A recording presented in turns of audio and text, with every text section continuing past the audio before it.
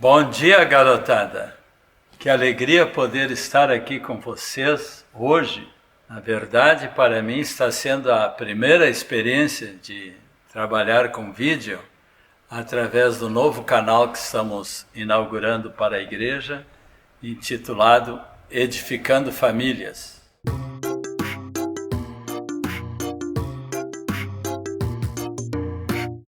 Olhem aqui para o flanelógrafo, que hoje eu vou falar para vocês de um personagem bíblico chamado Onésimo.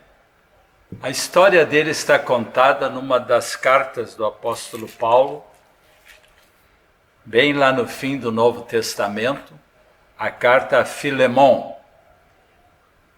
Ele é mencionado dentro desta carta. O Filemon era o patrão dele, onde ele trabalhava na casa dele como escravo. Naquela época havia o regime da escravatura, onde muitos homens eram presos até dentro da casa de seus patrões, alguns até acorrentados para não fugirem à noite, e eles eram pessoas assim que não eram muito consideradas pelas pessoas mais poderosas, não é? Alguns tinham patrões bons, mas nem todos. O patrão desse cara aí, que se chamava Onésimo, era o Filemon, e ele era um cristão, onde Paulo ia na sua casa algumas vezes na cidade de Colossos, que é ali na região da Grécia, onde pregava o evangelho. O Onésimo tinha um nome bonito, pode parecer esquisito para nós, era um nome lá daquele tempo, né? Mas que na língua grega quer dizer o útil. Só que ele não foi um cara útil, ele não fez jus ao seu nome, porque acabou se tornando um escravo inútil. E vocês vão entender melhor essa carta de Paulo a Filemon agora, quando eu vou estar explicando o que aconteceu com esse homem. Ele roubou seu patrão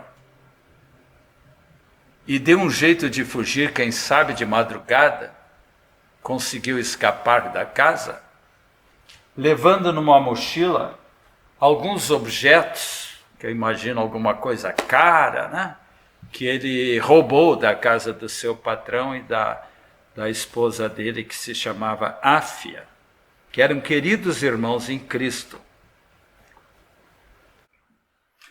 Falando em roubar, crianças, olha o que aconteceu certa vez na casa de uma querida vovozinha, que estava recebendo a visita das suas 3 netinhas, gostava muito de comer bombom, tomando um chazinho, tricotando. Preste atenção agora, o que aconteceu?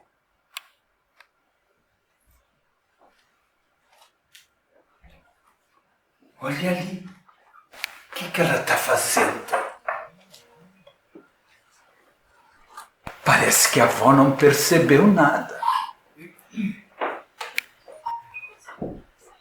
Veio outra. Essa neta é maiorzinha. A avó nem percebia nada. Até uma pequenininha apareceu. Vocês acham que é bonito isso que elas estão fazendo? Isso não é um jeito de roubo, de furto, de tirar umas coisas da querida vovozinha? Pois é, crianças. Mas parece que elas nem se deram conta de que isso era um pecado que não agradava a Deus. Aí no domingo seguinte, elas foram ao culto. E olha só o que o pastor estava pregando, sobre aquele mandamento da palavra de Deus que diz: não furtarás. Enquanto o pastor falava aquilo, as meninas todas ficaram assim com o coração apertado. Ai, nós cometemos furto, né? Nós roubamos os bombons da vovó sem ela ter notado. E aí, crianças, naquele mesmo domingo à tarde, elas voltaram para conversar com a vovó. As três vieram conversar com a vovó. Olha, a cara delas parece meio tristonha, né? Elas vieram para dizer para a vovó: vó, o Espírito Santo nos convenceu que nós fizemos uma coisa muito feia no domingo passado aqui na sua casa. Sem a senhora perceber, nós tiramos vários bombons da sua caixa de bombons e nem lhe dizemos nada. Mas hoje de manhã no culto, o pastor falou muito forte sobre não furtarás. E a avó ficou triste com isto e disse para elas: vocês poderiam ter pedido pelo menos. A avó ia dar um bombom para vocês. Foi feio isso que vocês fizeram, mas que bom que vocês se arrependeram e espero que nunca mais furtem nada de ninguém. Por mais pequenino que seja o furto, Deus não se agrada disso. E o Onésimo ficou pensando para onde que eu vou. E saiu provavelmente de madrugada e viajou por muito tempo. Passava por alguma cidade e de certo imaginava: não, aqui eu não vou querer ficar. Eu quero ir para a grande cidade de Roma, que naquela época, crianças, podia ser chamada a capital do mundo, porque os soldados romanos tinham levado para toda a Europa da época, tendo chegado até as terras onde nasceu Jesus Cristo, na Palestina, não é? Tendo levado o seu domínio. Então, como Roma era uma cidade muito importante, comparando hoje como Nova York, por exemplo, ele, durante muitas longas viagens, quem sabe não ia só caminhando, mas às vezes no lombo do burro, às vezes numa carruagem, às vezes em algum meio de transporte daquela época, até que chegou à cidade de Roma. E lá a Bíblia não nos diz nada o que ele estava fazendo, mas com certeza ele aprontou alguma coisa feia. O que será que ele fez? Como ele já era um ladrão, né? Já tinha roubado do seu próprio patrão, quando ele chegou lá em Roma, ele deve ter praticado algum crime. E o que acontece quando um cara é preso por ter praticado algum crime? Vai parar na prisão. Isso mesmo. E lá ele estava, foi preso, foi acorrentado. Essa prisão aqui até que está muito bonita, né? Nesse nosso quadro. Mas as prisões não eram tão bonitas assim, tão bem pintadinhas. Eram prisões muito feias. Corriam até ratos ali dentro. E os presos tinham uma comida muito escassa, às vezes só pão e água. Eles eram muito assim desprezados por causa de seus crimes. E o Filemão foi parar numa cela onde estava outro homem também lá, sozinho até então. E vocês nem imaginam quem era este homem. Seu nome era Paulo, Paulo de Tarso, um grande servo de Deus. E vocês podem estar se perguntando, mas por quê? Como é que um grande servo de Deus foi parar numa cadeia? Que crime ele fez? Crianças, vocês não vão acreditar. O crime era pregar o evangelho. Porque naquele tempo, os imperadores romanos tinham muita raiva da igreja, porque a igreja de Jesus Cristo, que estava cada vez crescendo mais, não é? Ela mudava o sistema de vida das pessoas. Se eles adoravam deuses estranhos, passaram a adorar somente o Senhor Jesus. Se eles diziam que o César, o imperador romano, era o grande dono do universo, a pessoa mais ilustre e potente do mundo, eles não acreditavam, porque o rei deles agora e Senhor na vida deles era o Senhor Jesus Cristo daqueles que tinham se decidido por Cristo. Foi o caso de Paulo, que se converteu na estrada de Damasco, antes se chamava Saulo, e passou com muita graça e unção a pregar o Evangelho. Paulo viajou por toda a parte dali da Europa conhecida, tendo saído lá da cidade de Tarso, não é? Eu tenho um mapa aqui para vocês verem, né? Para terem uma ideia de uma das viagens do apóstolo Paulo. Ele tinha nascido na Turquia, que é essa região aqui, onde estou com o meu dedo, não é? E foi parar aqui na cidade de Colossos, nessa ocasião anterior, quando ele visitava a casa do seu Filemão, em onde morava esse escravo, e o escravo fugiu daqui, fez uma rota muito grande, deve ter pegado um navio, não é? E foi parar aqui na Itália, onde lá no meio da Itália está a capital, Roma, onde estava Paulo preso e onde o Filemão também foi parar neste lugar. Mas, crianças, podem imaginar uma coisa muito interessante que aconteceu. Essas coisas incríveis que só Deus pode fazer. Eles já se conheciam, porque Paulo ia na casa do patrão dele, certamente já tinha até falado de Jesus para este escravo. Coincidência? Alguns dizem que não. Para Deus não há coincidências nem acasos. Alguns até dizem, é cristocidência, né? Porque Cristo, o Espírito Santo de Deus, é que estava armando toda essa situação, porque estava de olho nesse cara aqui, nesse ladrãozinho, nesse rebelde, nesse pecador que até então não tinha ainda se arrependido e se entregado a Jesus. Isso que ele teve oportunidade, porque na casa do seu patrão havia um grupo caseiro, havia uma célula da igreja onde eles se reuniam. Então eles já eram velhos conhecidos. Então, por essa providência divina maravilhosa, aqui o homem que não queria saber nada do Evangelho, morando com o apóstolo Paulo dentro desta cela, nessa prisão romana, ouvindo o apóstolo falar do amor de Deus, ouvindo o apóstolo falar tantas coisas lindas que ele nunca queria ouvir direito, né? Ele acabou se convertendo. Ouviu do propósito de Deus, ouviu que Deus amou o mundo de tal maneira que deu seu único Filho, para que todo que nele crê não pereça, mas tenha vida eterna. Acabei de citar a Bíblia, João 3,16.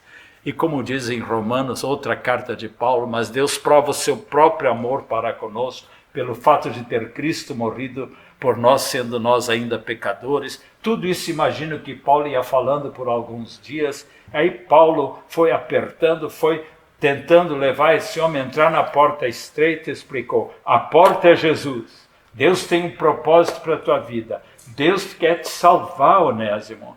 Tu não queres entregar tua vida a Cristo? E eu imagino que então ele se rendeu.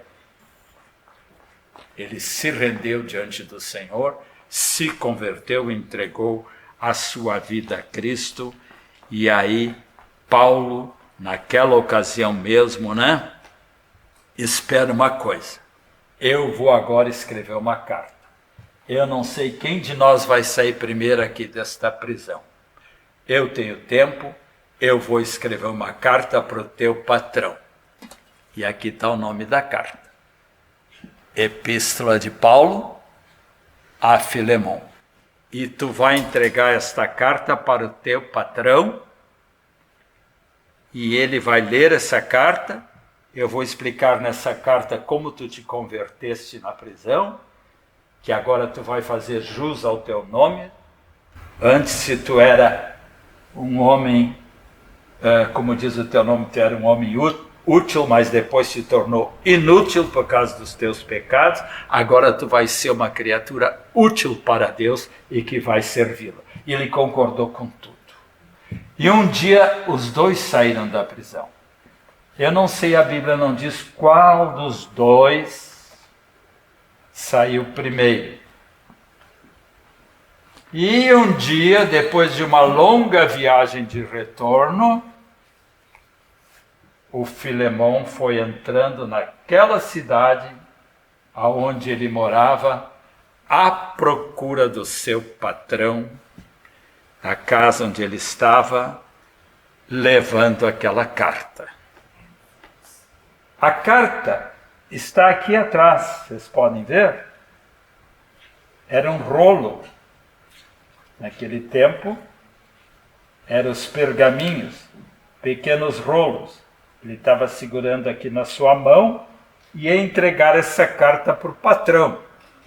Aí ele foi chegando, até que bateu lá na porta da casa do seu patrão, com aquele rolo na mão, e aí aparece o seu Filemão com a sua esposa Áfia.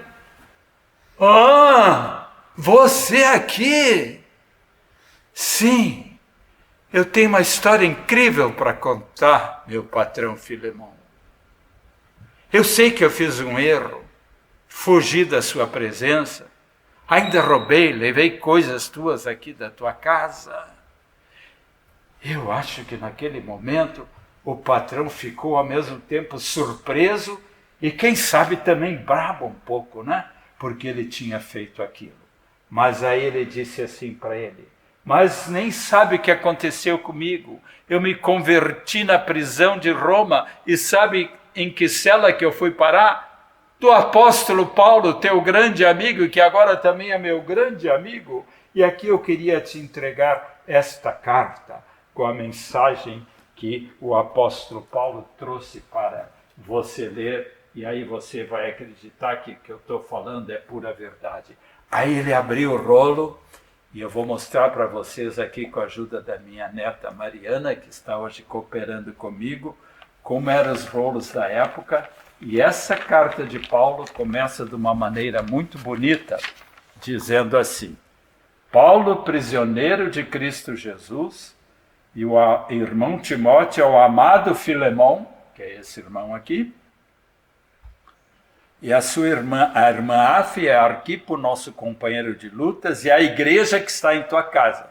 E aí, só essa parte agora que está aqui no rolo: graça e paz a vós outros, da parte de Deus nosso Pai e do Senhor Jesus Cristo.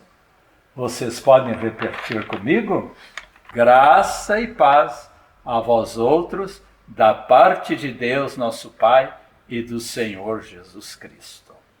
Obrigado, Mariana, está muito bom.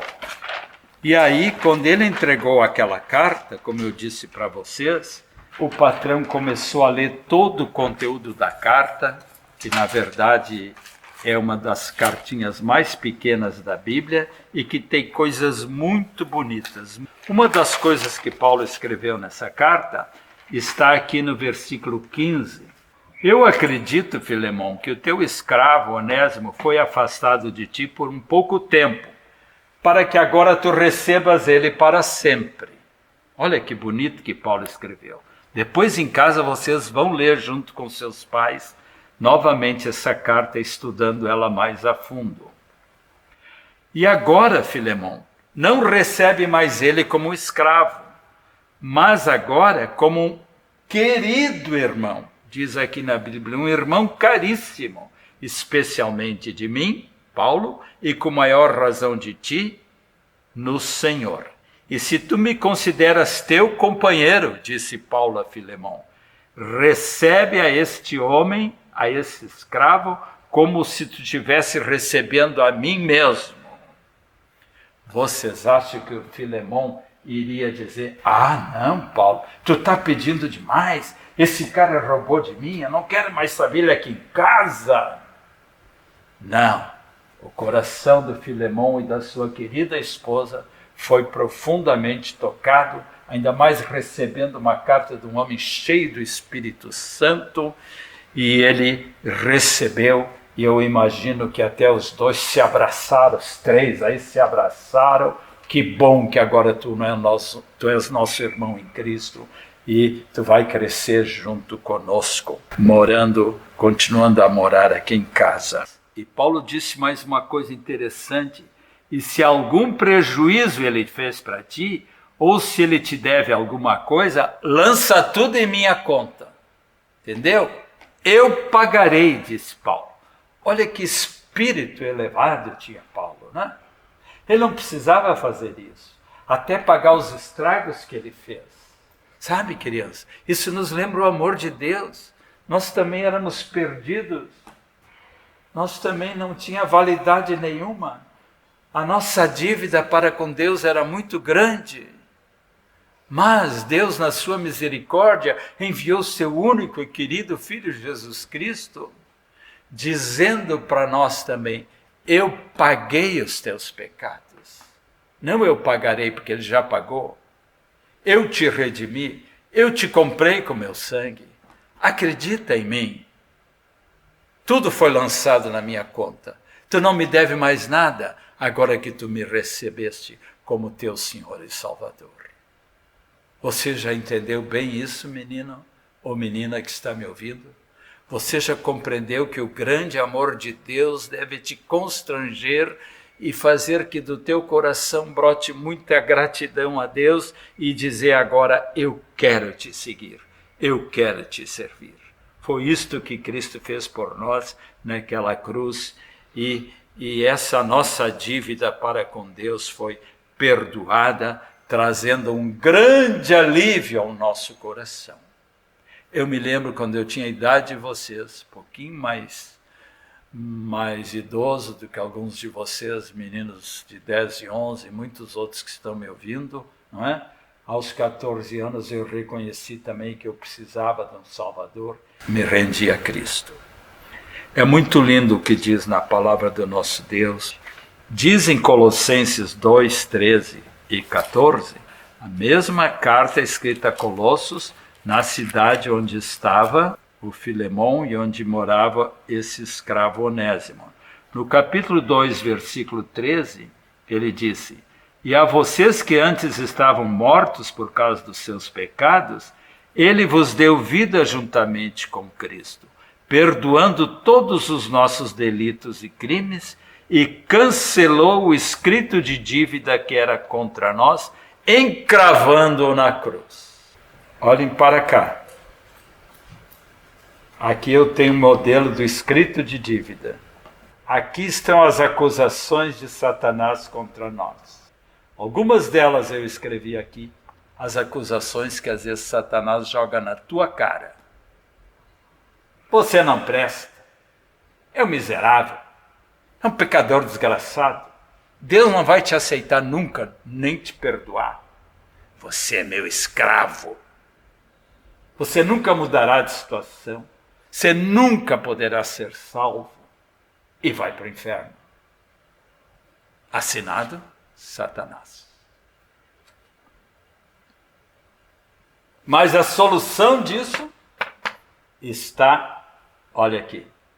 Por que tem essa cruz aqui?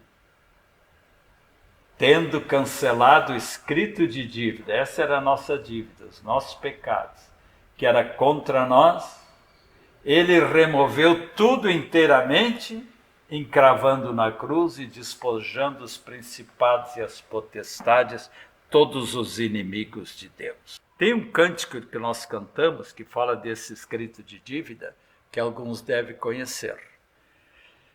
Jesus rasgou a cédula que era contra nós, cravou-a na cruz, nos libertou, prevaleceu, aleluia.